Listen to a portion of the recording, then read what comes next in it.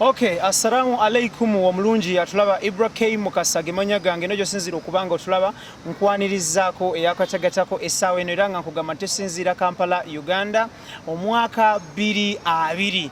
Njagala kwebaza abagoberera omukutu guno, njagala kwebaza bat supportinga in one way or the other. Mwebale nnyo mwebalire ddala. Tutunuulira ensonga ez'enjawulo mu ggwanga Uganda era nga tutunulira nnyo ebikola amawulire n'abatutumufu.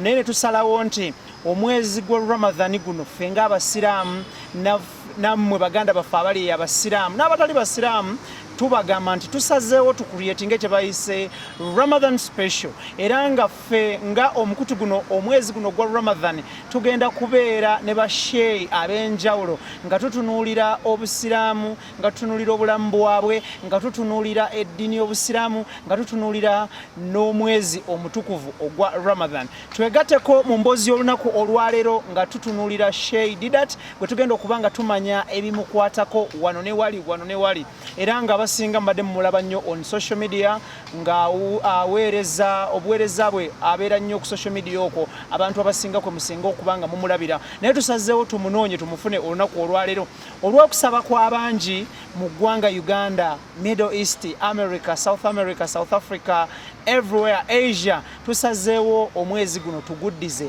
eddiini y'obusiraamu, tusalewo tuleete basheyi basomese obusiraamu, basomese ku mwezi gwa Ramadhani, basomese ebintu bingi nnyo. So twegatteko mboozi ennaku olwaleero nga tutunuulira Sheikh Didat. Sheikh, salamu alaikum. Wa alaikum assalam wa rahmatullahi wa barakatuh. Nkulamusiza ow'ekitiibwa. Nsanyusa okulabako n'abatuwuliriza bonna. Obulamu bugamba ki? Alhamdulillah. Mwebale kuweereza. Alhamdulillah. Allah ateeke mu baraka. Amina. Buuza ku mulungi atulaba. Assalamu alaikum wa rahmatullahi wa barakatuhu. Ndi musanyufu nnyo era mpulira ndi wa mukisa nnyo okubeera nti njogeddeko eri abalungi Ibranga w'abatunnyonnyodde abali mu mawanga ag'enjawulo. Saba Allah subhanahu wa ta'ala ateekemu baraka mu byonna bye mutuusaako emikono gyammwe, abamalire ebizibu byammwe, ate era ateekewo obwangu buli ewali ekiganye. Tulina okugezesebwa kw'amaanyi nnyo mu nsi yonna okw'obulwadde bwa COVID-19 mu lunnasayansi naye nga erinnya liri coronavirus. Embeera eno gye tulimu mbeera nga bwe tumanyi nti obusiraamu bwajjula. Tewali kintu kigwa ku musiraamu kibwatukira singa omuntu aba afaayo n'amanya ku busiraamu bwe. Abasiraamu tusaana okubeera nga tutambula tugaludde buli mbeera ejja obusiraamu bwakuteerawo engeri gy'oyinza okubeera nti ogiseeyeeyamu mpaka bw'otuuka ku lukalu. Ebigezo nga bino tebisoose ku mulembe gwaffe, byaliwo ku mulembe ogw'abasahaba ate era nga mu kuviira ddala ewasooka Nabbi sallallahu alaihi wasallam yatuyigiriza butya bwe tubiyitamu. Embeera zino ez'okugezesebwa nga endwadde zino ezibuna Nabbi sallallahu alaihi wasallam ekisookera ddala mu busiraamu tumanya nti kugezesa kuva kwa Allah subhanahu wa ta'ala. Kisobola okuba nti mazambi gaffe nga bwe kyabaawo ku mulembe gwa Firauna. Allah subhanahu wa ta'ala yabasindikira endwadde naye nga lwa mazambi. Ne kisoboka okuba nga kugezesa kwa Allah subhanahu wa ta'ala eri ekibiina kino ekya Nabbi Muhammad sallallahu alaihi wasallam. Ne mu bimu bye tulinako obukakafu nti tekisobola eno endwadde teyinza tumalawo ffenna ng'ensi yonna. Era tulina okuba abakakafu mu ekyo ne tusaba Allah subhanahu wa ta'ala agitukingirize tubeere mu abo abanaakugamba abanaatuuka ku lukalu ng'endwadde egenza ate nga tukyali balamu. Kuba tulina edduwa ya Nabbi sallallahu alaihi wasallam gye yatusabira nti Allah subhanahu wa ta'ala tozikirizanga ekibiina kyange bonna n'obakola ki? N'obamalawo. So tulina okubeera nti tukozesa enkole kwega precautions oba entegeka ey'obusiraamu tubeere ntuyitamu nga tulina emirembe n'abantu baffe n'abo bonna abawuliriza oba abagondera omubaka sallallahu alaihi wasallam. Naye nga mu byonna tulina okumanya nti kisobola okuba ekigezo okuva ewa Allah oba kisobola okuba nga mazambi gaffe nga Allah subhanahu wa ta'ala bwe yagamba nti tewali kituuka ku bantu b'ekibiina kye okuggyako nga kivudde mu bikolwa bya mikono gyabwe. Abantu. Era ekisookerwako kyennyini nga situnakonfaminga oba mazambi gaffe oba kugezesa kwa Allah tulina okubeera nti twetonda. Faqultu astaghfiru rabbakum innahu kana ghaffara. Mwetondere Allah subhanahu wa ta'ala kubanga Allah musonyiyi. Agenda kubeera nti ajjawo bw'eba nkuba nga yeebuze ajja gireeta. Yurusiri samaa alaikum midrara. bwe babanga baana be babuze ajja babawa bwe bubanga bulwadde bwe buyiise Allah ajja bujjawo lwa kwetonda kwaffe so kye tulina okusookerako ekyo nga situnnalaba abasawo tetunnabakola ki ogende w'omusawo naye ng'ate omaze okwetondera Allah awo nno n'eddagala lijja kubaamu amakulu kubanga ensi ezisinza okugezesebwa zensi ezisinga okubeera mu maaso ennyo mu byaki mu byamadagala China Irani be basinza okugezesebwa nyokka nga bali mu maaso nnyo mu byamadagala kiba kitegeeza nti olina kusooka kwetondera Allah n'olyoka atonya eddagala ate kyawukana n'omuntu agamba nze sijja kunywa ddagala kanneetondere Allah okonno tekuba kwesigamira ku Allah because Shay awe nyine tulina endowooza ffe ng'abantu waliwo abagamba nti sijja kugenda mu ddwaliro kankanye kusoma Qur'ani kankanye kusaala kiba kiti ekyo omubaka sallallahu alaihi wasallam lumu aba masjidi omusajja najja n'amugamba nti ya Rasulallah engamiya yange gye nzigiddeko oba embalasi yange nsooke gisiba nyingire mu masjidi ntawakkale ngisibe ntawakkale yani nesigamire ku Allah oba nze njireke bule sina omugwa gwayo nze nesigamire ku Allah njije nsaale nja gisangawo nga maze okusaala Nabbi sallallahu alaihi wasallam namugamba genda ogisibe ku nkondo fatawakkal oluvannyuma weesigamire ku Allah kuba sinti buli asiba ku nkondo agisangawo kitegedde osobola ogisiba ku nkondo n'okomawo nga egenze ng'omuguwa gukutuse so gisibe ku nkondo weesigamire ku Allah yagikuumire kati ekyo tukizza eno mu mbeera eno eriwo ey'okugezesebwa neesigamire ku Allah nemekola measures zonna oba nsooke nkole measures ate nga we neesigamira ku Allah bameka abanywa eddagala ne bafa bayitirivu so kaakati naawe nywa eddagala weesigamire ku Allah aliteekemu okukola ki aliteekemu baraka aliteekemu emikisa gy'oli mu mubiri gwo. Thank you so much. Omulungi atulaba Ibrahim Kasage manya gange era nga nkugamba nti olunaku olwaleero tulina Shadidat tutunuulira ensi nga bwetambula tutunuulira omwezi omutukuvu ogwa Ramadan tutunuulira okugezesebwa kutuyiseemu ng'ensi yonna the whole world oba mu luzungu wansi w'enjuba under earth tutunulira okugezesebwa kw'amaanyi nnyo okw'obulwadde bwa coronavirus endwadde zize zibeerawo twalina Ebola era nga Allah yatukwatirako n'agenda tubadde ne kolera tubaddewo n'okugezesebwa kungi wabula nga ate ensi ziri endala zo zibeera n'embeera y'amataba zibeera n'embeera y'omuliro obwekumi ogwo ne gutatuuka eno ffe mu Africa oba mu Uganda wabula nga olunaku olwaleero kino kizinzeeko nsi yonna tulina Shay tulina omumanyi azze okutusomesa okutubangula nga kwotadde n'okututeekateeka mu ngeri emu oba endala olunaku olwaleero tusazeewo tutunulira ebintu bingi nnyo mu ggwanga Uganda Shay nga tetunagenda wala nnyo abakule wano baali agadde okumanya Shadidat yaani Sheikh Didati Mahadi Kakooza gemanya nafuna omukisa nensoma oluzungu nensoma n'olulimi oluwarabu era nina degree okuva mu University y'e Madina ne postgraduate diploma mu byobufuzi obw'obusiraamu ate era fil qada n'ebyobulamuzi eby'obusiraamu sharia law nedda waliwo sharia law ne wabeerawo kati gyebayita al qada wa siyasa shar'iyya buba bulamuzi sharia law egaziwa nnyo wano obeera ofunzizza n'obeera just mu kooti ku bulamuzi ono yazze ne kino n'omulamula n'okola bw'otyo sharia egaziwako kati Katonda bwe yansaasira ne mmala okusoma nengenda nempeerezaako mu mirimu egyekuusizaako ku da'awa naye ng'eri diplomatic kuba nali ku embassy ya Saudi mu Swaziland okumala emyaka 5 era eyo gye navudde ate nenkomawo okuweereza abantu beeka nga nkola nga manager ow'ekibiina ekya Weli Travel ate era head of department department etwala abantu mu hijja ne mu umrah nze njikulira ate era ndi omu ku ba directors ab'essomero eriyitibwa Iman High School lisangibwa Kabowa kumpi n'omuzikiti gwa Diniya era lisomesa eddiini n'oluki n'oluzungu era ndi director mu ssomero eriyitibwa Isra Academy lyo lya nursery ne primary lower primary sofa era nayo lisomesa eddiini n'olulimi oluzungu ate ku mutindo oguli international. Esebo. Thank you.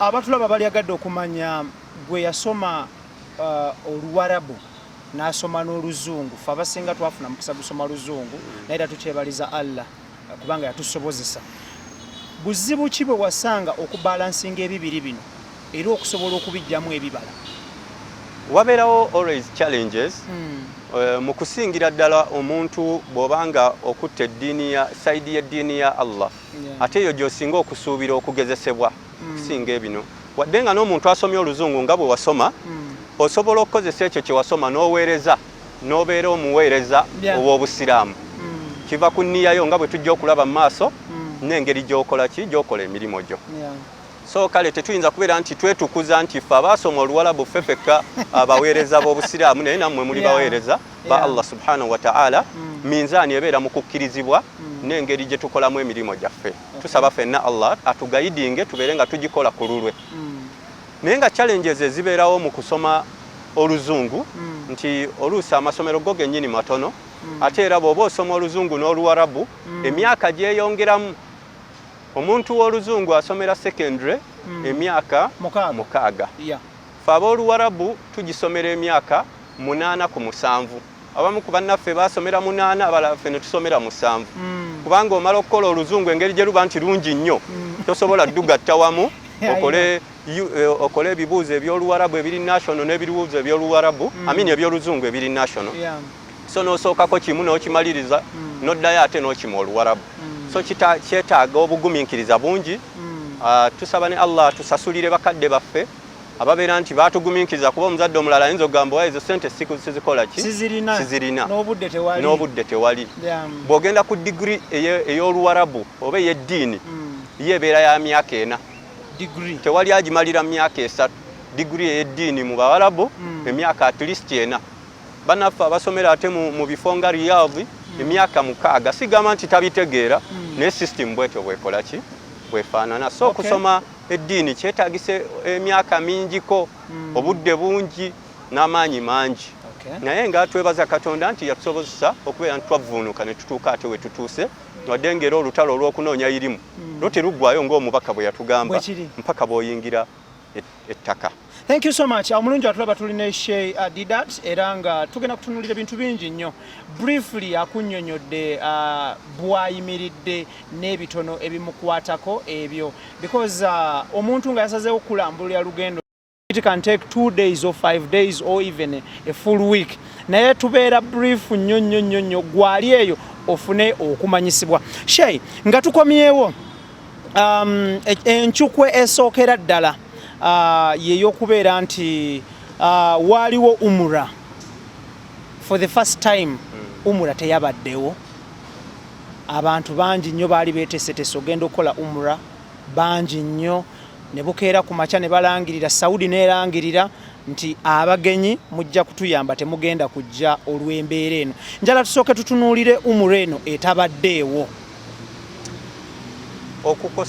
okukosebwa kwali kw'amaanyi ku sayidi zonna okutandika ne baganda baffe abasaudi naffe abatwala abategesi n'abantu betukola ki betutwala naye ng'ate tewaliiwo kunenyezebwa ku sayidi yonna kubanga okwo kugera kwani kwa Allah subhanahu wa ta'ala measures ze batekinga n'omubaka sallallahu alaihi wasallam yandizitekinze kubanga yatugamba nti obulwadde we bugwanga mu kifo nga temukiriimu ekifo ekyo obulwadde obwo obubuna temukiyingiranga owulidde titokiyingiranga nti ate bwe bukigwamu nga mwoli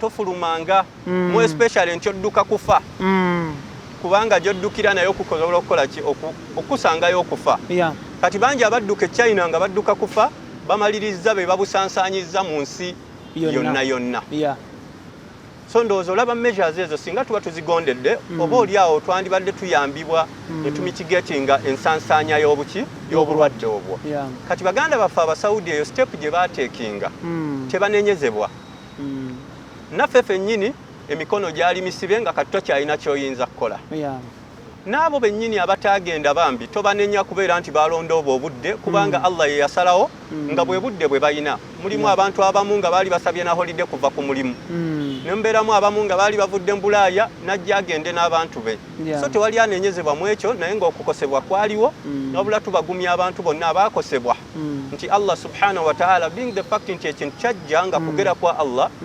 okusinziira ku nniya yo Allah subhanahu wa ta'ala yajja kubeera nti atusasula buli omu amuddizeewo wabula twatwala omutawaana okubeera nti abalamazi baffe tebakosebwa mu byenfuna kubanga baali tebannava wano zonna loosezi ezikwatagana n'ebyenfuna ezo naffe twatwala omutawaana okubeera nti waakiri zidda ku byegabega byaffe baabalamazi baleme kubeera nga bakosebwa tusaba Allah subhanahu wa ta'ala atukwatireko mu ekyo tusobole okutuukiriza nga insha Allah tusuubira tujja kugezaako okubeera nti tukiikiriza ate tusuubira bagenda kuggulawo kubeera embeera si alubeerera Allah subhanahu wa ta'ala agamba mu Qur'ani nti innamal usri yusra aya eyo n'agiddamu n'agamba fa innamal usri yusra nti owali obuzibu al usri Allah yaspecifyinga n'amanya nti obuzibu buli mentioned bumanyikiddwa naye n'agamba nti waliwo obufulumiro amakubo mangi go tegakoze eki tegamanyikiddwa so obuzibu bwe butono buno obulwadde butono nnyo Ebola bw'abanga yasobera okulinnyibwa ku nfeete Ebola yasinga obubi abasawo batugamba kolera n'alinyibwa ku nfeete kolera yasinga obubi ate buno bwe bunaalema ku buyinza bwa Allah tebujja kulema bwe bunaggwawo bwe buti tujja kuddamu okubeera nti tutambula n'abantu baffe insha Allah. Nali ku social media nendaba n'emikutu egy'enjawulo egy'amawulire nga giraga nti for the first time kabba tekuli muntu wadde n'omu. For the first time oyinza kinnyonnyola otya omuntu ekyo kabba emaze emyaka emeka era kino kitegeeza ki? Actually emirembe egyatusooka waliwo incidences oba ebiseera kabba we yabeerako era ng'erina obuzibu obufaananako buno. Mu myaka egitakka wansi wa 10 kolera yalubako n'Abawarabu. Abantu baali bazze mu hijja bagamba nti abalamazi bava India ne bajja naye ne bamusiiga abantu abalala. Emirambo ne gipayiringako mu Makka omwo. So embeera bweti yali ebaddewo. Naye nga mu Busiraamu bw'aba nga tewaliiwo kisonyiisa tokkirizibwa kugaana abantu kwetooloola ki Kaaba. Era actually n'ab'e Saudi tebaganye Kaaba yonna kugyetooloola wabula okwetooloolera immediately ku Kaaba kubanga wakavuyo wekasinga okukola ki okubeera bagamba abantu mwenna mwetooloolera eno mu muzikiti kuba ne muzikiti waliwo webetooloolera ekyo kiyambako abantu obuteenyigira wamu kubanga circumference eri muzikiti wo wagazi nnyo abantu bwe baba bisatu buli omu aba alina space ewera mita namba naye wali okumpi ne Kaaba ne we baba abiri bonna baba beeriko bwe bati ne kiyinza okuleetera obulwadde okusansaana so nabo bamanyi nti Nabbi salama yagamba nti tewabeerangawo ekiseera nga tewaliiwo muntu yeetooloola ki Kaaba era nabo yembeera bwetyo gye bakoze naye ne bwe baba basazeewo okuggalawo nga bwe baggalawo ekiro bakikoze lwakubeera nti bataasa obulamu Allah subhanahu wa ta'ala atugamba nti wala tulqu bi aidikum ila tahluka toteekanga bulamu bwo mu kuzikirira ne bwe kiba kyetaagisa kubeera nti omiisinga amateeka ag'eddiini wakiri amateeka ag'eddiini go gakole ki ogamiisinge obulamu bubeerewo kyovudde bagamba enjala bw'eba ekutta nga waliwo ekisolo ekyagaanibwa okulya okirya obulamu bukole ki kubanga omulamu yasinza Allah bw'onaaba ofudde onaamusinza bwe tunaalwala ffenna tunaamusinza Allah kyovudde olaba nti obusiraamu buli mantiki obusiraamu bulowooza ku bulamu bw'omuntu kubanga buva ewooyo eyatonda omuntu. Thank you. Shey, tulina scenario era case in point olwaleero luno wavaawo waayita ekiragiro ekiraga directive mu luzungu ekigamba nti no public gatherings omuli obutagenda mu masigidi omuli obutagenda mu zeekereziya oba amakanisa. Njagala otunnyonnyole mu mbeera eriwo olunaku olwaleero abantu we twaligambidde nti kati we tusinga okwagala okuvunnama tusabe Allah mu mizikiti tukuŋŋane ffenna awulire eddoboozi lyaffe ate wewabeereddewo embeera y'okuba nti tetulinnya mu mizikiti. Embeera eyo enakuwaza ku buli muntu yenna amanyi obukulu bw'okugendako mu muzikiti n'obukulu bw'okubeerako ewamu mu gatherings naye nga si za byanfuna wabula za spiritual cleansing za kutukuza mutima ebeera enakuwaza nnyo era bw'otunuulirako abantu abamu paka ab'amaziga abaziinyi mu nsi ez'abawarabu aba yaziinanga agamba nti mu kifo ky'ogamba hayya ala salaati agamba sallu fi buyutikum musaalire maki mayumba gammwe paka ab'amaziga ng'akoola abantu eyandibadde akoola abantu nti mujje eri omuzikiti agamba musaalire mu mayumba gammwe embeera eyo omuntu yenna ayinako ku irimu oba kumanya kw'obulamu bwa nabbi Muhammad sallallahu alaihi wasallam however much nti ekunakuwaza naye omanya nti ne nabbi sallallahu alaihi wasallam yaliko mu mbeera bwetyo era Ibn Umar radiyallahu anhu atugamba lumba bane nabbi sallallahu alaihi wasallam batambula enkuba nga y'amaanyi nnyo erimu omuyaga nabbi sallallahu alaihi wasallam n'agamba omwazinyi togamba abantu nti hayya ala salati tobagamba nti mujje eri eswala bajje mu masjidi amabaati gabambuke gajje gabateme emiti gibagwire bagambe nti swallu fi rihalikum buli omu walika tenti wakatadde gy'oba osaalira so kiba kitegeeza embeera eno tesoose ku mulembe gwaffe lwakuba ejjiddemu ango ndala ife ekituganya okugenda okukuŋŋaana bulwadde ku mulembe gwa nabbi ekyabagaana okugenda okuŋŋaana gwali muyaga nga guyitiridde obuki obungi kyekiri kye tugambye nti obusiraamu bulowooza ku bulamu bwo kubanga ye Allah subhanahu wa ta'ala yakutonda amateeka agagaaga kusonyiwa obulamu bwo bubeerewo osobola okubeera nti osobola omusinza bw'onaafa ojja kuba tosobola kukola ki kusinza so kale embeera yaabwe yennyamiza naye tusaba abantu bagende mu maaso n'okugondera ebiragiro ebyabakulembeze kubanga tebyazze mu mbeera ya kulwanyisa ddiini yaffe oba kutugaana kusinza Allah byazze mu mbeera ya kugaana abantu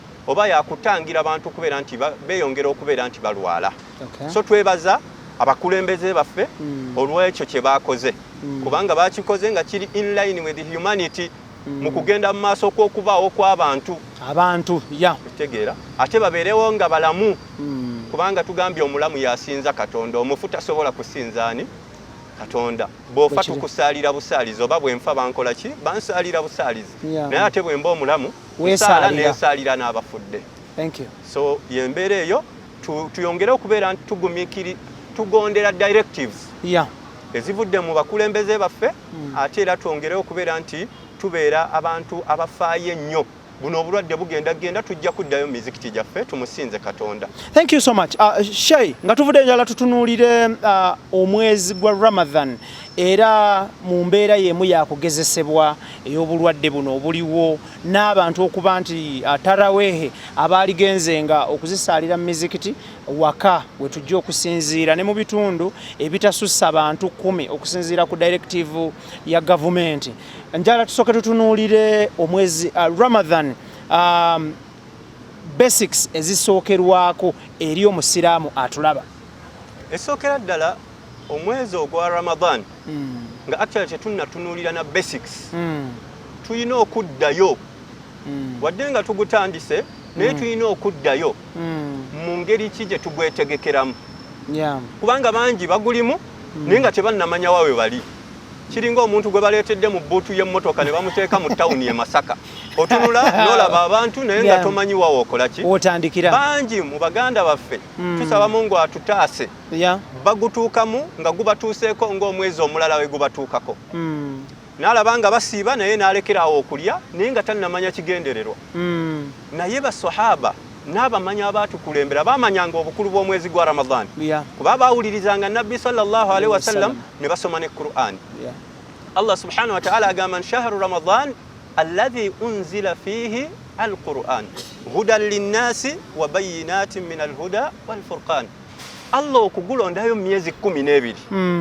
constitution y'obusiraamu n'agissaawo mu mwezi ogwo tekiraga enkizo yako ebe emala na bumaze okubeera nti nkizo naye ate tezikomaawo mu nkizo z'omwezi ogwo so atannamanya wa gy'oli ekyo kye kisookerwako n'omanya nti guno gwe mwezi constitution y'obusiraamu mweyakola ki mweyakira abantu bangi baselebratinga zi birthday zaabwe kubanga lwe lwali olunaku olusooka okubeera nti abeera ku nsi eno n'omwezi ogwo agwagala nnyo abamu bagamba nti nno simanya nze ngwa balina bwe babiyita mu luzungu oli n'agamba simanya nti owa Juni ne Julaayi babeera mugundi bweti ono nabeera bwati so bwe kibanga gwe ogulumiza olunaku lwe wazaalibwa lwe wajja ku nsi kiri kitya okugulumiza omwezi Qur'ani etufuula ab'enkizo ku bitonde ebisigadde byonna mweyakkira lwa abaswahaba baamalanga omwaka mulamba nga bali mwezi gwa Ramadhan mbuuza batya omusajja ayitibwa Al-Mu'alla ibn Fadl agamba nti nno baamalanga emyezi 6 ng'asaba Allah mugamba Allahumma sallimna ila Ramadhan ng'asaba Allah mutuuse mwezi gwa Ramadhan emyezi 6 ng'asaba agutuukemu bwe gugenda bwe guti n'amala emyezi 6 ng'asaba Allah kkiriza omwezi gwa Ramadhan gwe yasiibye amakulu omwaka gwe mulamba gurotatingira around Ramadhan olw'obukulu obuli muki mu mwezi ogwa Ramadhan bukulu ki Nabbi sallallahu alaihi wasallam agamba nti ataakum shahru Ramadhan omwezi gubajjidde ogw'okusiiba shaharun mubarak mwezi gwa mikisa ekira kyogera ku mwezi gwaki Ramadhan waliwo emyezi egy'emizizo niti yagamba nti myezi gya mikisa bimaana giri emyezi egisigadde osaba Allah akuteeremu emikisa naye mu guno omwezi ogwa Ramadhan osaba Allah akuwa emikisa egigulimu kuba si buli nti aguyingiramu agufulumamu emikisa agikoze eki agifunye so Nabbi sallallahu alayhi wa sallam yagamba nti faradallahu alaykum siyamahu Allah yabakakatako okugusiiba mulimu ekiro kisinga ebiro 10 ebiro 100 mu maaso ga Allah ekiro kimu mu mwezi gwa Ramadhan kisinga ebiro 100 ekyo gy'emyaka emeka miyitirivu nnyo n'agamba nti faman hurima khayraha singa omuntu tafuna bulungi buli mu kiro ekyo abeera aziyiziddwako obulungi bimaana Ramadhan mwezi gwa mukisa naye oguvaamu nga gwe emikisa gyago togifunye singa obulungi obuli mu kiro kimu tobufunye so bwe bukulu bw'omwezi ogwa Ramadhan obudolaba waliwo edduwa abamu bagamba nti dduwa ya nabbi naye si dduwa ya nabbi mu butuufu bwazi hadithi bw'ozisonsodde egamba nti Allahumma barik lana fi Rajab wa Sha'ban ayi Allah tukusaba otuteere emikisa mu mwezi ogwa Rajabu n'omwezi ogwa Sha'ban omwezi ogwa Rajabu gwe mwezi oguddirira omwezi oguddirira Ramadhan wakati w'omwezi gwa Rajab waliwo omwezi gwa Sha'ban then notuuka mu ki Ramadhan era edduwa ekulaga nti nno gino emyezi gyose giba gya mikisa wabula gw'osaba Allah agikuteeremu ki emikisa nga bw'olaba nti omuntu ayinza okugamba nze guno omwaka ogwa 2019 ate gwo gwabaddemu emikisa ogwa 17 ate Katonda yangezesa kati yeri edduwa nti Allahumma barik lana fi Rajab wa Sha'ban ayi Allah tuteere emikisa mu mwezi ogwa Rajab n'omwezi ogwa Sha'ban waballighna Ramadhan ate otutuuse mu mwezi ogwa Ramadhan edduwa abamu balowooza nti hadisi ya nabbi naye mu butuufu si hadisi ya nabbi naye edduwa y'abakkiriza era tukubirizibwa naffe ogisaba ng'eri egamba nti abamanyi baamalanga omwaka mulamba bagamba Allahumma sallimna ila Ramadhan ayi Allah tutuuse eri omwezi ogwa Ramadhan wasallim lana Ramadhan ate Ramadhan ogitufuulire ya mikisa obulwadde buno obulaba bangi basobola okulema okusiiba neffe gitufuulire ya mirembe tusobole okugisiiba waliwo bannaffe abali mu ntalo e Somalia e Yemen neffe gitufuulire ya mirembe watasallamuhu minna mutakabbalan ate bwe butuuse obudde bwayo okuggwawo gituggyeko ng'okkiriza kyekiri kyenkugambye nti lwaki tuddayokko emabega nti Ramadhan nga tennatandika for that spiritual preparation tulina okumanya lwaki have been missed by some people nga bagiyingiramu kibwatukira nga tebakoze eki kubanga bo bali abasajja nga tannagiyingira asaba Allah agimutuuseemu ate era bw'amala ogimutuusaamu si kyekyoka kyasaba namusabeera oli agamba nze Mungu ntuusa mu Ramadhan n'atamanya nti Allah agikutuusaamu ng'oli ku buliri tosobola kusiiba n'agikutuusaamu nga toli ku buliri naye ng'oli mu ntalo tosobola kusiiba kituufu so oli n'asaba Allah agimutuuseemu nga ya mirembe ate era agitwale nga Allah agikoze eki agikkiriza so mu kibiseera bya nkizo nnaku za nkizo bwekiri singa Katonda akugerera n'ovaamu nga tekkiriziddwa obeera ogobeddwa mu kusaasira kwe ekyo nno kiva ku mubaka sallallahu alaihi wasallam era kyawandiikibwa. Nabbi Muhammad sallallahu alaihi wasallam aba alinnya mimbari n'agamba amin amin amin. Bwe yamaliriza okusomesa abasahaba ne bamugamba ya Rasulallah kiki ogambye amin ai Allah yanikula ai Allah yanikula ai Allah yanikula ogambye emirundi esatu nti amin amin amin. N'agamba nti nabadde nninnya mimbari Jibrilu yazze n'esaba edduwa zino ssatu nange ne miinisa tunuulira ani asabye ani aminisizza ezo edduwa zisobola obutayanikulwa zino okwanukulwa. n'agamba nti raghima anfu nti ayi Allah ennyindo y'omuntu erwala ekkookolo omuntu oyo afaafagane n'oyogerwako gwe Muhammad sallallahu alaihi wasallam omuntu oyo n'atagamba nti sallallahu alaihi wasallam kuba aba yeekodowalidde. bw'ogamba sallallahu alaihi wasallam Allah gwe akuwaamu empeera niye bw'otakyogera nabbi talina kyafiirwa. So Jibril n'agamba ogwo omukisa agufiirwa asaana afaafagane ennyindo erwala ekkookolo erwala egalwadde omuntu oyo afaafagane. N'agamba nti nno n'agamba nti era Allah agobe mu kusaasira kwe oba omuntu oyo afaafagane omuntu asangibwawo Ramanzaani n'egenda nga tasonyiyiddwa kuba mwezi gwa mukisa mwezi gwa kunoga bibala ebibala byonna bituludde bwe biti n'ova mu nnimiro nga tolinaamu n'enjala ekuluma season neeyita. Thank you so much. Sheikh, njagala tutunuulire bwe tuba tuli mu masigidi basheyi nga batubuulira batusomesa bakola ki batunnyonnyola nti buli lunaku luba lwa njawulo mu Ramadan. Nsaba otumenyere ennaku ezisooka 5 njawulo ki ezirimu mu mwezi gwa Ramadan n'ejjuma esooka eya Ramadan. Mpozi nsaba nsooka enzireyo wali ku kintu kye wabuuzizza wayogeddeko ku bantu okulumwa obutasaalira tarawuya miki mizikiti. Kituufu nnyo ekyo tubadde tukibuuse kituufu kikoneko. Obuntu obutasaalira tarawuya mu muzikiti kyennyamiza buli muntu yenna ategeera amakulu ga jama oba okusaalira ewamu. Naye tulina okumanya nti tarawuya ya jama yatandika teyasooka kubaawo naye ng'ate baali basaala tarawuya. Nabbi sallallahu alaihi wasallam yasooka n'asaalirako mu muzikiti abantu jama neeyitirira okugejja n'atandika okusaalira ewaka. Amakulu tarawuya nedda ewaka nga buli muntu asaala yiye ewakaawe. Era ne bamubuuza nabbi nti abantu bakulinze tusaale tarawuya ate tewalabiseeko.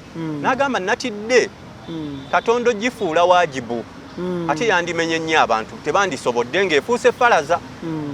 Yensonga lwaki nsaalidde ewaka. Era embeera yagenderera mpaka nabbi bwe yafa n'omulembe gwa Abubakari nga buli omu asaala lulwe. Ku mulembe gwa Umar n'alaba nti kati wakyali kifuuzisa tarawuya jama kubanga omubaka yakola ki yavaawo.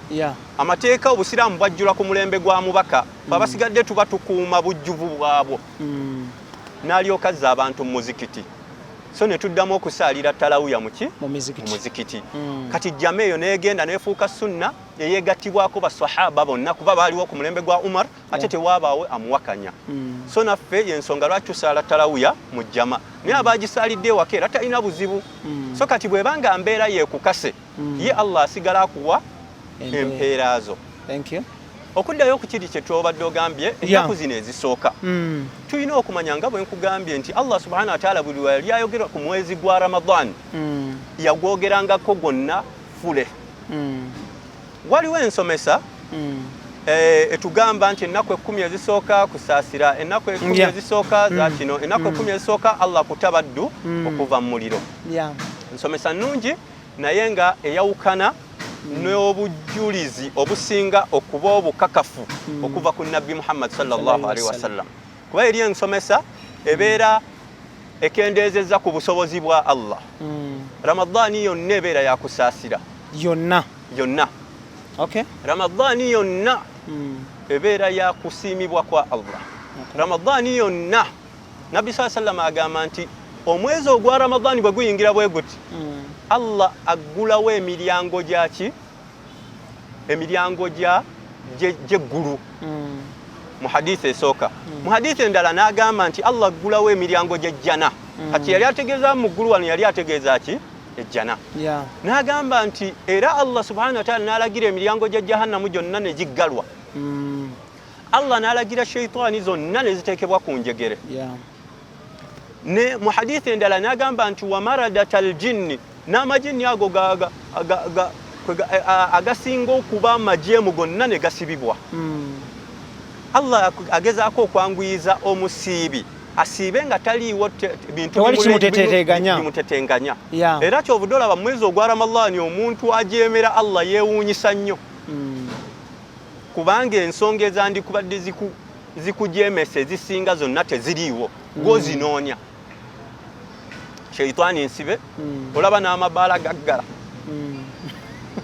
Ne bagamba nti nno omwezi ogwa Ramadhaani n'atali musiraamu n'awuliramu ku nsonyi olw'omwezi ogwo. So kale kati ensonga ezitwala omuntu mu kujeemera Allah ziba ntono nnyo.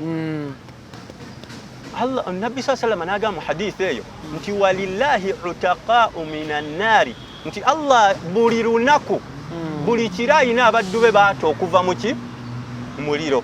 Bimaana hadithi eno ate nga ntuufu eyawukana n'eri ensomesa egamba nti Allah ate okuva mu muliro mu nnaku 10 ezisembayo. So ennaku 5 ezisooka ez'omwezi ogwa Ramadhaani n'ennaku ez'omu makkati n'ejjuma esooka n'ejjuma ey'omu makkati n'ejjuma esembayo zonna zifaanagana mu maaso ga Allah. Zonna za nkizo ate era za bbeeyi. Wabula ekyenkizo ekyenjawulo mu mwezi ogwa Ramadhaani mu biseera kyekiro ekya Laylatul Qadr. Kyenjagala onnyonnyole omulungi atulaba kibeerawo ddi, ssaawa mmeka era ki ekikolebwa ku kiro ekyo? Ekiro ekya Laylatul Qadr kyo kyekyenkizo, kyekiseera ekyenkizo ku biseera ebisigadde mu zino ennaku eza Ramadhaani. Zo zonna ennaku eza Ramadhaani n'ebiro byazo bya nkizo compared ku biro ebisigadde.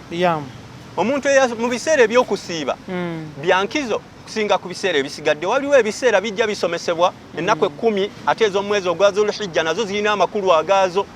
Ennaku 10 ez'omwezi ogwa Muharram zirina amakulu agaazo. Ebyo byonna Yawmul Arafa erina amakulu agaayo. Ebyo byonna bisomesebwa ne buli kintu kirina enkizo. Mu mwezi ogwa Ramadhaani enkizo ya mwezi mulamba ng'oggyeko ekiro ekibeera ekiyitibwa Laylatul Qadr, ekiro okugera. Ekiro eky'amaanyi ga Allah subhanahu wa ta'ala. Nabbi sallallahu alaihi wasallam wadde nga basahaba abamu bo bagamba nze kyekiro nkimanyi, kyekiro ekya-27 mu nsomesa y'abasahaba bo bagamba nze nkimanyi kyekiro ekya-27 era ye tanoonya walala agamba ekiro ekya-27 eyo nno njigiriza ya busiraamu. Niwabeera abasahaba bagamba nti kyekiro tekimanyikiddwa wabula kiri mu nnaku 10 ezikola ki ezisembayo, kubanga era nayo hadithi ya Nabbi sallallahu alaihi wasallam agamba nti mukinoonye mu nnaku 10 ezisembayo ate mu biro ebyensuusuuba mu kiro ekya-21 ekya-23 ekya-25 ekya-27 ekya-29. Kati abamanyi abamu bagamba nti ekiro kiri static tekikyukakyuka 27 kibeera 27. Abamu abagamba nti kikyukakyuka naye nga kizanyira mu biro ebyensuusuuba. Leero ne kibeera ku 25 ne kibeera ku 27 ne kibeera ku 29. Zonna nsomesa ate nga zisinziira ku bujulizi obukakafu okuva ku Nabbi Muhammad sallallahu alaihi wasallam. Naye omuntu okubeera ku sure deal kubanga oli bwagamba 27 in case bali batuufu kuba nabo balina obujulizi kuva ku Nabbi obeera okubya ebbali. Omuntu okubeera ku sure deal kwekolera ku hadithi eri jeno egamba nti mukinoonye mu nnaku 10 ebisembayo mu nnaku ez'ensuusuuba. Era ye yali enkola ya Nabbi Muhammad sallallahu alaihi wasallam. Ennaku 10 nga zo n'ewakatadda asula mu muzikiti, emmere bagimuweereza mu muzikiti. Baba bagadde omusalinira ku nviiri afulumya omutwe mu ddirisa ly'omuzikiti ne bamusanirira kaviiri. Naye ng'ewakatadda ebiro byonna 10 n'abeera mu itikaafu, kye tuyita itikaafu, okusula mu muzikiti ng'osiiba mu muzikiti obeera ku ibaada.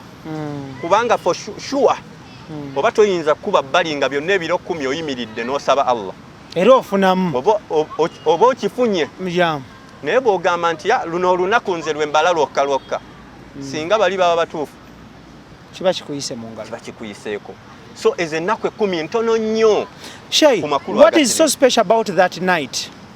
Nabbi sallallahu alaihi wasallam yatusomesa nti Allah subhanahu wa ta'ala mu Laylatul Qadr mwe yassiza Qur'ani okuva ku lawhil mahfuz, okuva ku lubaawo olukuumibwa bamalayika oluli mu kuggulu ery'omusanvu era owali Baitul Ma'mur ennyumba eyotolebwa zimalayika. Nabbi yagamba buli lunaku ennyumba yetolwa malayika emitwalo 7 ate egyo 7 egimala okwetoloola tewali giddawo okwetoloola mpaka kiyama. Ate yo teri coronavirus nti no bajja kuyimiriza okwetoloola kukuli continuous Allah subhanahu wa ta'ala walizinga kenseno. So ye wali olubaawo olukuumibwa kati Qur'ani yasooka newandiikibwa ku lubaawo olwo ng'ejjudde okuva ku mpaka ku Z okuva ku aya esooka mpaka ku aya esembayo. Bwe yatuuka okukkibwa ku Nabbi Muhammad sallallahu alaihi wasallam teyakkibwa okuva ku Allah subhanahu wa ta'ala mu kino ekiro yagissa nga ejjudde wholesomely mu bujjuvu bwayo nga bwe tugiyina kati n'agissa okuva ku lubaawo olwo n'agireeta ku sama idduniya ku ggulu lino ery'okunsi kwe tuli. Kati bwe yatuuka awo n'etandika okujja ku Nabbi Muhammad in bits okusinziira ku situations okusinziira ku mbeera mpaka bwe yajjula. Kubanga singa yakkibwa mu bujjuvu nga bwe yava ku lawhul mahfudh ku lubaawo olukuume tetwandigisobodde. Ni Allah olw'okubeera nti musaasizi yatandika ogissa okusinziira ku bukkiriza bwaffe. Omwenge ne batagambirawo nti omwenge guli haramu n'alinda imaani yaffe emala otuuka ku mbeera w'onaagambira nti kati nsobola okuguleka n'ogwenenya awo nekka.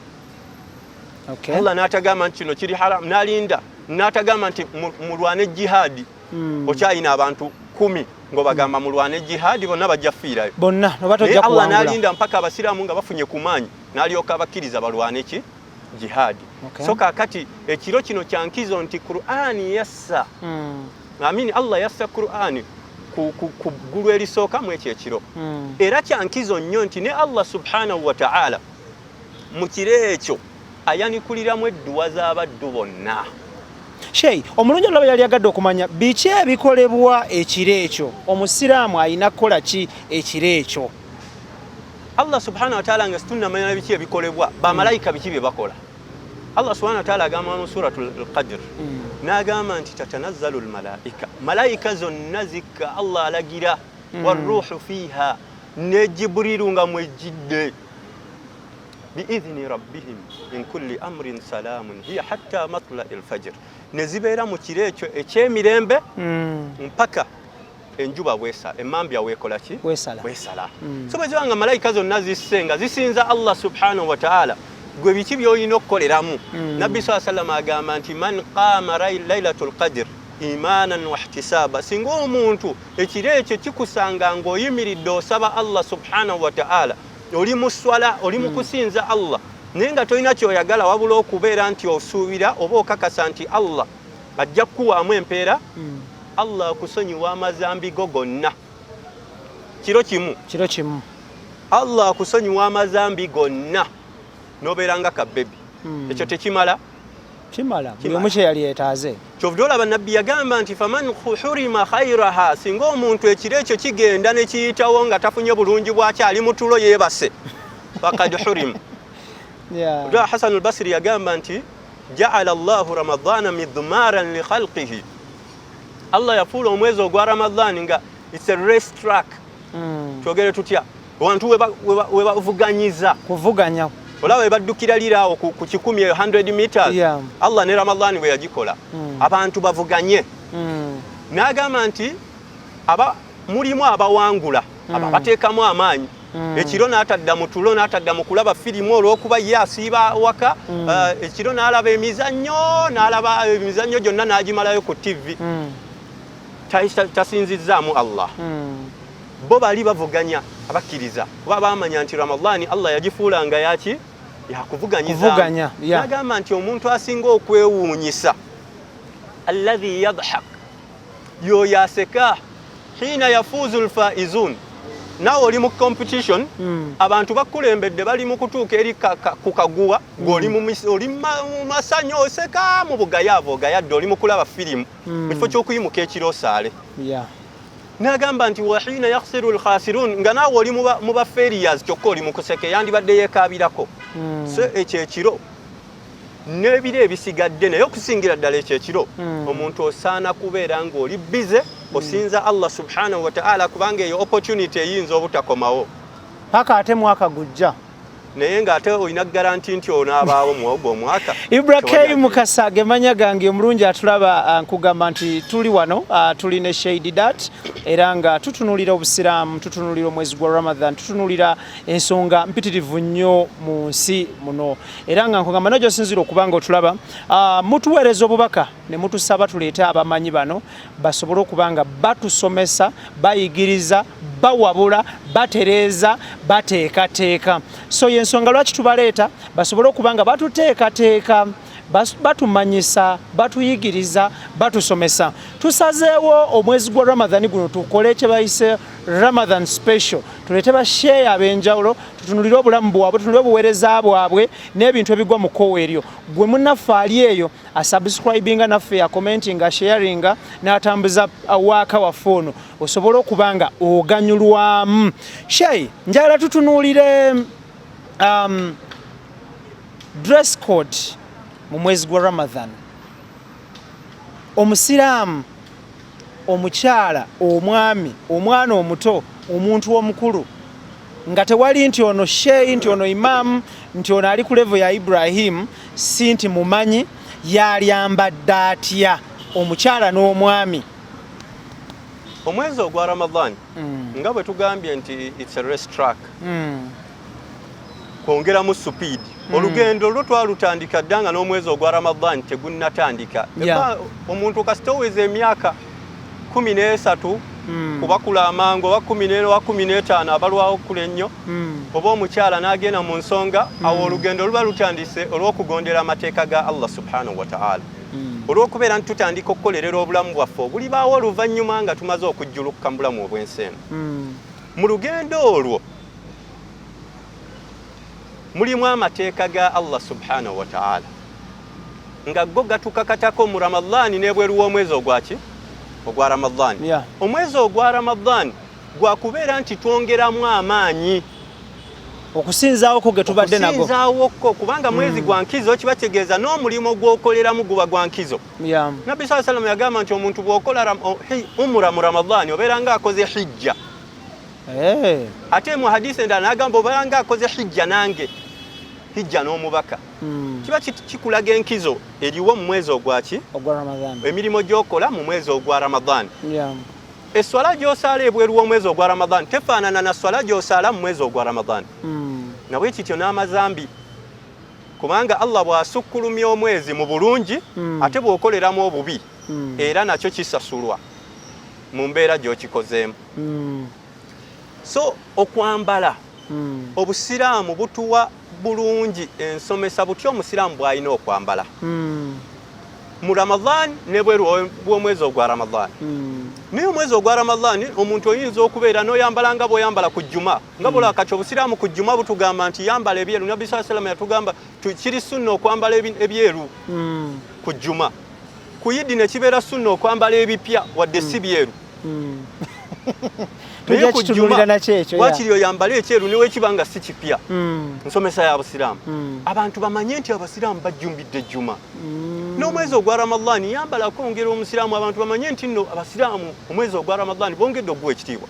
Naye tekitegeeza nti we gunaagenda olyaddeyo mu nkunamyo, olyaddeyo mu bujini obwo obukwata. Bw'aba musajja atandika okwambala ng'omukyala, kubanga omusajja engoye ezitakkirizibwa kwambala ku basajja embeera nnyanguko. Ate tugamba nti nnyanguko kwegamba mu society, naye ng'abakyala ennyambala yaabwe nnyangu eri bo, kubanga Allah subhanahu wa ta'ala yagamba dhalika adna alayhinna an yu'rafna fala yu'dhaina. Ekyo kye kisinga obulungi gye bali, bajja kumanyibwa nti bakyala beewa ekitiibwa era tebajja kubeera nti banyiizibwa. Omuntu ayambadde kammini bw'ayita mu paaka bamusiiya, ayambadde shariya waliwo amusiiya? Tewali. Omuntu ajja gamba hajati. Era omuntu bw'aba ne bweba gomesi, kubanga sigamba nti n'obusiraamu bukaka abantu ekintu ekitali mu society. Omuntu kati mu society ezawano mu Central ne mu Eastern abantu bayambalanga gomesi, ayawukana n'omuntu ayambadde akapati. So omusajja ye obusiraamu buba bukakatako kwambala kintu nga tekakutte nnyo kulaga figayo omuntu n'atambula nga n'ebifundu by'ekyama olw'okuba nti akagoye kamukutte nnyo birabika ate tebisaana kubeera nti birabika wenna omubiri gwe gulabika oyambadde katimba kalinga ak'ensiri n'omukyala bw'atyo bw'afaanana ye alina okwebikka ate ng'engoye z'ayambadde tezimukwata ate era nga tezitangaala.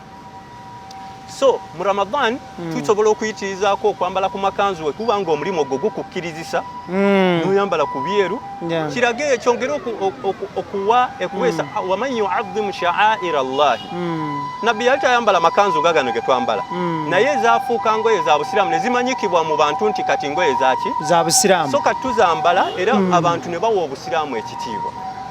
Nabbi sharia nga bw'ogiraba bw'eve Saudi si bwe batu baswahaba ate bwe bagyambalanga naye olw'okuba nti kati yeeriwo ate era yeeraga obusiraamu era kati gye twambala naye buli kintu ekiweesa obusiraamu ekitiibwa ennyambala eyo kiba kirungi n'ogyambala kubanga ate naawe kikkuuma. Omuntu ayambadde ekkanzu kizibu oyingira kiraabu, tosobola. Omuntu ayambadde ekkanzu kizibu okuyingira ebbaala, tosobola. Naawe kennyini olaba nga wooli tokola ki tojjaawo, so kikuyambako kukuuma. Sheikh njala tutunuulire point gy'okonyeeko n'ogamba nti Nabbi yatukubiriza okwambala amakanzu ameeru. Abantu abasinga balowooza nti langi enjeru y'abasiraamu. Njagala olambulule ku nsonga eyo, lwaki white? Nabbi sallallahu alayhi wa sallam yagamba nti nno mu ngoye zammwe mulondengayo enjeru kubanga ye kkala esinga obulungi mu maaso ga Allah ne mu kwegamba yejjayo ekifaananyi, it reflects the image of Islam. Ekifaananyi ky'obusiraamu buyonjo, tewali mukyafu ayambala white era ogimuwa n'agamba olwo olugoye omumenyedde bwereere sijja ddusobola. So kaakati Nabbi yatukubiriza okulwambala n'atugamba n'abafu baffe tubaziikemu balubaweesa ekitiibwa. Actually ekyo Allah subhanahu wa ta'ala akitujjiddeyo n'abakulembeze abamu ab'ebyobufuzi mu ggwanga lyaffe ne batuuka n'okwegomba obusiraamu nga si basiraamu naga nze bwe nfa nga banziike ng'abasiraamu bwe baziika. Waliwo abasajja bannagagga be nnawulirako baafa naye nga baali bagambye babaziike ng'abasiraamu bwe babakola ki? Bwe babaziika. Era baagezaako baziika bwe batyo ne batabasuzaawo nnyo ne bagaana ebibuli obutadiibuuda naye ate mu mbeera ey'ekitiibwa. Kubanga era ne bw'oba olaba zifirimu bano abazannya zifirimu wadde nga bazannya ebintu bye batalabangako tewali akola malayika ya bbulaaka ebyoya bya bbulaaka. Era omuntu akola zifirimu ze bazannya tutugamba nti the reality naye era bazikola mu kkala eki enjeru kubanga naawe olaba nti kkala y'ekitiibwa yensonga lwaki Nabbi agamba min ahsani thiyabikum, kkala enjeru yesinga okuba ennungi ate era yesinga okuweesa omuntu ekitiibwa nekkuuma ng'oli muyonjo. Naye ku lunaku olwa Idi Nabbi agamba nti nno ate mwambale ebipya. Nawe wetubadde tulagaawo ku bipya kubanga Nabbi sallallahu alayhi wa sallam yagamba nti liya'lama ahlul kitaabi, n'abo abatali basiraamu bamanye nti naffe mu busiraamu tulinayo okukyakalako okutambulira mu mateeka ag'obusiraamu agatajeemera Allah. Sigamba nti buli akyakadde aba ajeemedde Allah, wabula waliwo omuntu asobola okukyakalira mu boundaries oba mu luki boundary tukiyite tutya mu kisenge ekitaje mu kisenge ky'amateeka ga Allah nga togabuuse, demarcations within the limits of Allah's commands. So kyekyo yensonga lwaki ku lunaku olwa Idi era Allah yagamba nti ayyamu akli, Nabbi Muhammad sallallahu alayhi wa sallam, si Allah, Nabbi Muhammad sallallahu alayhi wa sallam yagamba ayyamu akli wa shurb, nnaku za kulyako tunywe, bwe bayidi ya bisolo tubisale, abantu bambaleko ku ngoye empya nabo babeere nti balaba nti mu busiraamu mulimu okukola ki, mulimu okusanyuka. Thank you. Sheikh, waliwo ebintu of course tuzze tukulaba bitusomesa babitugamba ne wali but still era okuyiga tekukoma n'okwongera okujjukiza abantu roli yammwe mmwe abamanyi siba kiri. Thank you. Njagala otubuulire otuwe breakdowns za don'ts ebitalina kukolebwa mu Ramadan.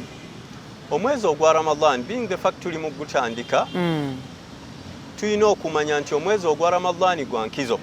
Ate era twayogedde nti Allah bw'asukkulumya ekiseera mu mpeera n'ezzambi ate era nalyo lifuuka kaŋŋaŋa bw'olikoleramu mu kiseera ekyo.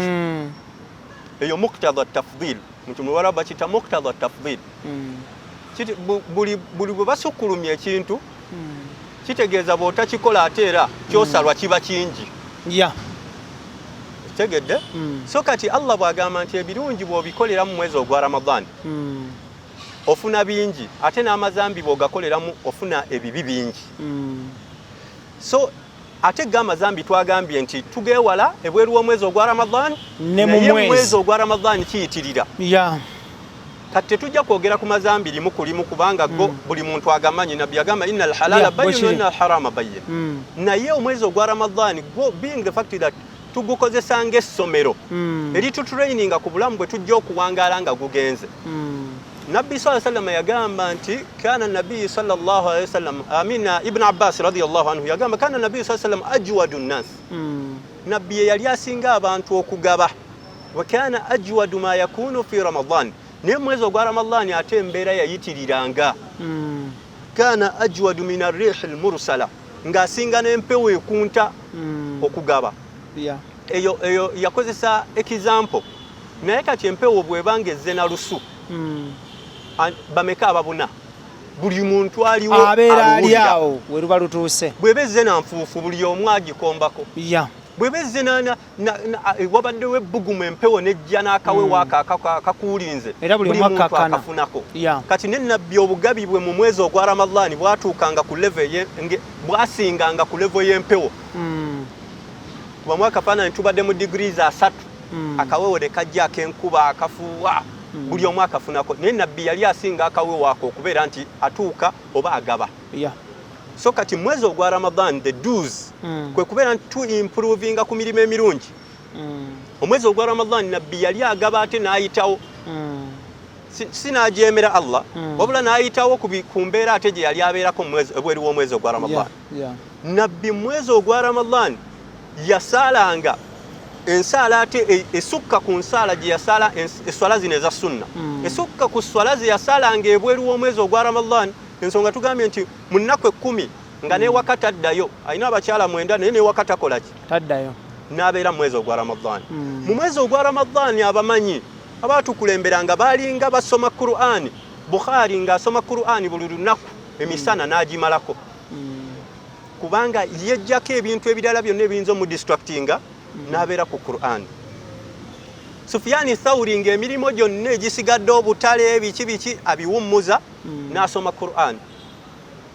So mu mwezi ogwa Ramadan naffe kye tulina okukola esswala tuzongereko ng'omubaka bwe yazongerako kubanga ate esswala y'ekiro tulina okimanya nti yanjawulo. Baabuuza Hasan al-Basri nti ma baalu al-mujtahidina fi al-layl ahsanu an-nas wujuhan fi an-nahar. Abantu abayimukako ekiro ne basaala lwaki ate bw'obasanga be basinga abantu okumasaamasa babadde ekiro bayimiridde naye ogenda olaba n'amugamba nti omuntu yenna ayimukako ekiro khalaw birrahman fi al-layl beeyawudde ne Allah subhanahu wa ta'ala. Omuntu gye yeyawulira agenda ajeemere Allah bo beeyawudde ne babeera na Allah fa albasahum libasa nurihi fi an-nahar. Ne Allah n'abambaza ekyambalo kyekitangaala kye emisana. So tuyimukeko ekiro tusaale kikulu nnyo ekyo kiyitirire mu mwezi ogwa Ramadan. Tuyitirize okuwaayo kiyitirire mu mwezi ogwa Ramadan. Tuyitirize okusiibulula abantu kikulu nnyo ekyo. Hani imagine ku mulembe gw'abatabiina abantu abagoberera basahaba oli ng'asiibulula abantu 500 ekitaliiwo kati ekitaliiwo. Bw'oba osobola kusiibulula abantu 2 basiibulule. Nabbi sallallahu yagamba nti falahu ofuna empeera ey'omuntu gw'osiibuludde ate nga n'omuntu gw'osiibuludde Allah empeera etagikendeezezzaako. So tubeere beegendereza nnyo tubeere nti tufunamu nnyo mu mwezi guno ogwa Ramadan. The don'ts ebintu bye tutakola mu mwezi ogwa Ramadan bye bintu byennyini bye tutakola mu myezi emirala. Wabula ebintu ebitusiibulula mpozi bye tuyinza okwogerako kati nti omuntu mu mwezi ogwa Ramadan bw'oba wasiibye teweegatta na mukyalawo teweegatta na mwamiwo mpaka we tusiibuluka. Singa okikola oba osiibulukuse. Omuntu mu mwezi ogwa Ramadan wadde wakkuse nnyo ddaaku waliwo abantu nga bo balina embeera bw'abakkuse nnyo ateekayo olugalo n'asesema n'aweweera. Wadde wakkuse nnyo ddaaku tokwatayo lugalo ne weekako kusesema. Naye singa osesema nga si ggwe weekase oyise ku kintu ne kikuwunyira bubi emmeme n'ekusindukulira n'osesema awo oba tosiibulukuse. Naye singa weekaka n'okikola ng'ogenderedde oba osiibulukuse. Mu mwezi ogwa Ramadan teweekubisa mpiso za kuwa maanyi wabeerawo eddagala nga lyo likuzaamu maanyi likola kibiki okitegeera omuntu olina gy'olaga mu lugendo oba olina omulimu gw'okola oyagala kwegamba empisa ezo eziringa ezikuwa ebyokulya ebintu ebiriplacing emmere mu mubiri gwo supplements tobikola ki tozikozesa naye omuntu bw'aba yalwadde omusujja n'agenda ne bamukuba empiso omuntu bamukubye buno obuyise bw'aba sukaali olwo tetuyinza gamba nti yasiibulukuse mu mwezi ogwa Ramadan tetulya tetunywa mpaka okuva emmambya weesala mpaka enjuba lwegolola ate mu mwezi ogwa Ramadan kino kye kisinga obukulu kuba biri byangu bimanyikiddwa omusajja omumanyi yagamba nti al-ghaiba iftaru saimin okugeya yefutaali y'omusiibi yefutaali yaki y'omusiibi omuntu togeya Nabi sallallahu yagamba nti rubba saim waliwo omuntu ojja musanga nga alowooza yasiibye naye nga laysa lahu inda Allahi illa al-ju'u wal-atash nga maaso ga Allah talina okujjako okubeera nti bamuwandiise nti waye gundi okuva emmambya we yasaze mpaka we yawungedde talidde naye tebamubalidde mu basiibi era olw'okugeya bagamba muyonta muyala naye tebamubalira mu basiibi kulwaki ali mu kugeya ali mu kulyazaamaanya abantu akyayiriba enjiri eryazaamaanya abantu ebintu ebyo byonna byonna ebikwatagana kulyazaamaanya kugeya byewale bw'oba oyagala okusiibibwa kukole ki kubalibwe Nabbi sallallahu alayhi wa sallam yagamba nti Allah subhanahu wa ta'ala mu hadith al-Qudusi yagamba nti buli mulimu gw'omuntu gwakola ngumuwaamu obulungi buli mulimu n'empeera emanyika eswala osobola okufuna empeera 10 20 okusinziira ku kyokoze mpaka Allah asobola okukukubisizaamu mpaka ku mpeera 7 naye okusiiba kwo tebakugejinga tebagamba nti afunamu ennaku 10 ennaku 2 agamba illa sawm fa innahu li okusiiba kwange nze nkusasula Allah asobola n'okuwa mu lunaku olumu more than 1000 days tetwagambye Laylatul Qadr esinga ebiro 100 naye mu swala nabbi yagamba Allah kubisizaamu mpaka ku 7 niye mu Ramadan biyitawo kulwaki biyitawo fa innahu yada'u ta'amahu omuntu aleka ebyokulya bye ebirungi ejjudde osobola okwakisesinga kafe javas woyagalidde naye n'obireka washarabahu akokunywa akasinga okuwoomerwa n'okaleka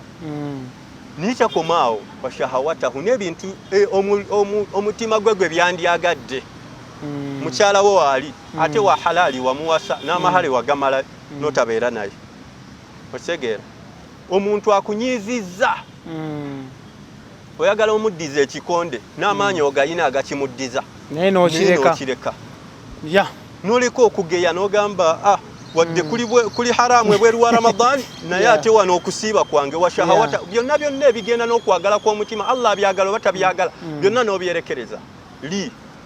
Thank you so much. Njagala kwebaza omulungi abadde atugoberera. Shey tuwemwebaza olw'okuyiga okw'olunaku olwaleero ba okw'omulundi guno. Naye nga Shey sinnakuleka tuyina abantu abatugoberera kuno abaali agadde okutandika okugoberera because ffe tujja kufuna once in a while but platforms ez'enjawulo ekisookera ddala masigidi osaaza masigidi ki abantu baali kufunye batya ku social platform kwagala okumanya okugoberera okwagala okumanya obuweereza bwo. Barakallahu fikum baraka. Alhamdulillah masajidi ezisinga zonna buli we nina omukisa ngenda n'enkola ki n'ensaazaawo naye okusinga masjidi ez'okukyalo ku lw'ettula ekawempe mpanga ku social media okusingira ddala Facebook yange eri mannya aga Didati naye nga si mu DEE nga Ahmed Didati bwe baliwandiika wabula Didati eri oluganda DIDAT Kakoza Kaweesi era kubaako okuyiga kungi ne tugambye masaji tusazaamu then ne tusangibwa ne ku ssomero erya Iman ne tugambye eriri e Kabowa ne ku Tawhid ku muzikiti gwa Tawhid waliwo essomero ery'abantu abakulu actually omuntu ayagala okweyongera okuyiga ku ddiini ng'emyaka olaba ng'ejja kuyitako obudde tebunnagenda waliwo omukisa ogwo ogutandika okuva mwesi 1 ng'omwana nga bwe basoma naye ng'okusoma kuli mu nsoma y'omuntu omukulu mpaka w'omalako so ne ku ssomero erya Iman ne ku ssomero erya Isra ne tugambye eriri endejje lyo lya primary ate n'essomero lya muzeeyi wange natandise okusomesaayo e Masaka byombeerayo olunaku lumu. Okay. So ebifo ebyo byonna tusobola okweyanza. Essomero lya Masaka baliyita batya? Baliyita Masaka Islamic Center Namaseenene. Biwangadde nnyo mwe nasomera ne Nasare. Gye wasomera naawe? Omukulu Sheikh Mahadi gyali n'abantu abalala abakulu mu district y'e Masaka basomesa mba amasheekha abasinga. So nange nninayo obudde bwe ntwalayo naye ng'era otusanga kuweri travel okusinga kubanga nze nga bwe nabanyonyodde nze omu ku bakulembeze era wombeerawo buli lunaku mbaako n'obudde bwe mbeerako ku kifo ekyo nga tuweereza hijja ne umra. Tweyanze nnyo tweyanzege. Ibra K Mukasa gemanya gange njala kwebaza omulungi atugoberera webale nnyo balire ddala njala kwebaza aba subscribinga naffe mwebale nnyo mwebale ddala tuwongere okusubscribinga tanaba subscribe now. It is not tomorrow or the other day, it is now. Subscribe now for latest information regarding everything ekiri newsworthy mu nsi eno tujja kuba tubibaleetera. Njala kwebaza baganda bange abawangalira mu Middle East yawo okugezesebwa kwa maanyi nnyo bannyinaze ne baganda bange mu Middle East mwebale nnyo mwebalire ddala nebaze abasinziira mu America mwebale nnyo mwebalire ddala Bungereza then Japani Hakimu Medi ne Hamza salamu alaikum muganda wange Hamisi mu America salamu alaikum webale nnyo balire ddala byonna byokola njala kwebaza n'abantu mwenna abatali banzikiriza ya busiraamu naye nga muwagira omukutu guno nga musubscribinga naffe mwebalire nnyo mwebalire ddala Katonda abateremu obwangu bye mukola byonna. Ibra K Mukasa gemanya gange njala kwebaza Idris Lukwago on camera Mugo ya large upon yourself Senabu ya big on yourself ne Chiza large upon yourself mwebale nnyo mwebalire ddala njala kwebaza omukulu wa Welly Travel MD Welly Travel webale nnyo mwebalire ddala njala kwebaza management ya Welly Travel mwebale nnyo mwebalire ddala basangibwa ku Laudel Towers okuliraana Public Service Commission ewandege agendayo obekwate ku nsonga ya hijja ne umra n'ensonga endala nnyingi nnyo. Ibra K Mukasa gemanya gange mbebaliza ddala mwenna abagoberera omukutu guno tujja kubeera ne basheyi ab'enjawulo nga tutunuulira obusiraamu mu mwezi gwa Ramadan guno Ramadan special mubeere bulungi mweraba. Sheikh salamu alaikum. Wa alaikum assalam wa rahmatullahi wa barakatuh. Tuyanza nnyo obudde bw'otaata. Barakallahu fikum naffe tusiime nnyo. Alhamdulillah. Allah akkirize. Thank you so much. Beera bulungi.